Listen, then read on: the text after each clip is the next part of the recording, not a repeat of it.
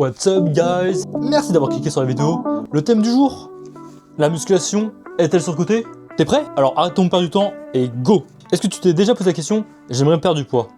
Ou alors, as-tu déjà participé à une conversation où quelqu'un dit, j'aimerais perdre du poids, mais je sais pas quoi faire? Si oui, alors il y a 9 chances sur 10 que la réponse soit, faites de la musculation. Les stats? T'inquiète, c'est moi.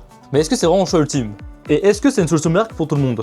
C'est vrai, sur internet, on voit tous des physiques monstrueux. Et la plupart, quasiment tous même, sont faits grâce à la musculation.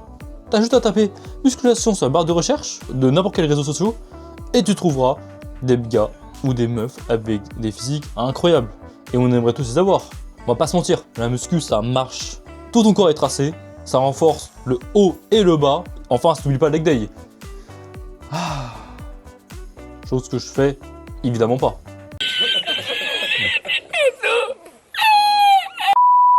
Et surtout, c'est super accessible. Tu peux le faire partout, chez toi ou même dehors. Avec ou sans matos, tu peux faire. Et en plus, si tu as besoin d'astuces, tu vas sur internet et tu as des vidéos carrées qui t'expliquent comment bien faire, comment travailler un tel muscle, comment bien faire un mouvement, et avec ou sans matos. Et les risques sont limités. Je dis limités parce qu'il suffit que tu fasses mal l'exercice et là, par contre, tu risques d'avoir des complications. Mais bon, chaque sport a ses risques. Tu vois, t'as l'équitation où tu peux te faire écraser par un cheval, le patin de glace où tu peux te faire couper une jambe. Même les échecs où le gars d'en face peut te mettre une tarte. Ouais, bon, alors, déjà, je suis pas sûr que mes exemples soient bons. Et en plus, oui, les échecs sont un sport. Mais bon, en termes de risque, je crois qu'on est loin. Pourquoi on conseille toujours la musculation? Je vais te citer 2 sports qui sont aussi accessibles que la musculation. On va prendre un exemple sur la course à pied. Pour beaucoup de gens, c'est dur mentalement. Il y a la flemme, la météo, ou même d'autres excuses qui te font aller dans le sens « ouais, j'ai la flemme de courir ». Et surtout que pour les genoux, c'est pas top.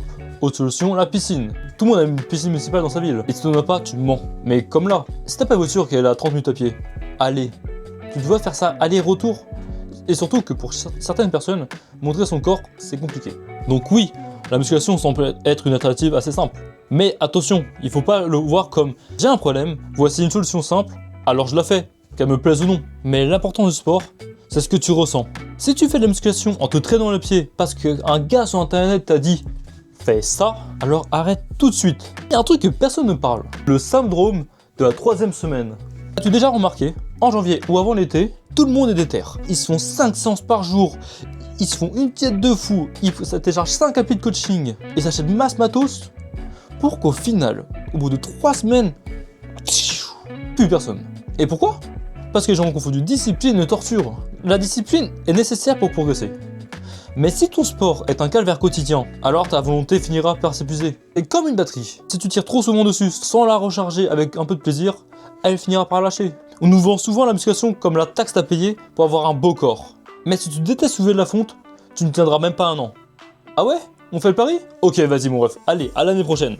La vérité, c'est que le meilleur des sports, c'est celui qui te fait oublier que tu es en train de faire l'effort. Transition slow workout.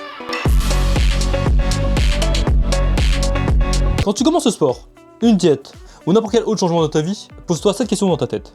Est-ce que je suis capable de faire ça jusqu'à la fin de mes jours? Bon, j'abuse peut-être un peu, mais t'as capté le délire. Si la réponse est non, alors change. Va faire ce qui te fait vibrer. Que ce soit le ping-pong, la marche ou même les échecs, même si bon là j'ai un doute pour le cardio, tu progresseras peut-être moins vite qu'un programme muscu optimisé. Mais tu décrocheras pas.